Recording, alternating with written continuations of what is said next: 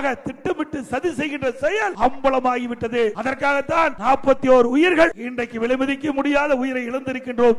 இதற்கு நியாயமாக தீர்ப்பு கிடைக்க வேண்டும் என்று மக்கள் எண்ணுகிறார்கள். அதற்காகத்தான் சிபிஐ விசாரணை வேண்டும் என்று குரல் கொடுத்துக் கொண்டிருக்கின்றோம். வேண்டுமல்ல, சிபிஐ விசாரணை வேண்டுமல்ல. இதிலே பாதுகாப்பு குறைபாடு இருப்பதாகத்தான் சொல்கிறார்கள். பாதுகாப்பு குறைபாடுனா காவல்துறை. அப்ப காவல்துறையை இதை விசாரிச்சா நியாயம் கிடைக்குமா? இதே காவல்துறை தவறு செய்து இதே காவல்துறை வச்சு விசாரிக்கப்பட்டால் நியாயம் கிடைக்காது. ஆகவே மக்களுக்கு நியாயம் வேணும், உண்மை தெரிய வேண்டும். அதற்காக சிபிஐ விசாரிக்க வேண்டும் என்று நாங்கள் கோரிக்கை வைத்தோம். உச்ச நீதிமன்றத்தில் வருகிற 10ஆம் தேதி இந்த வழக்கு வருகிறது. நல்ல தீர்ப்பு கிடைக்கும் என்று எண்ணுகிறோம். ஒட்டுமொத்த தமிழ் மக்களுடைய எண்ணம் உச்ச நீதிமன்றத்தின் மூலமாக நிறைவேறும் என்று நம்புகிறோம். உண்மை வெளியே வரும்.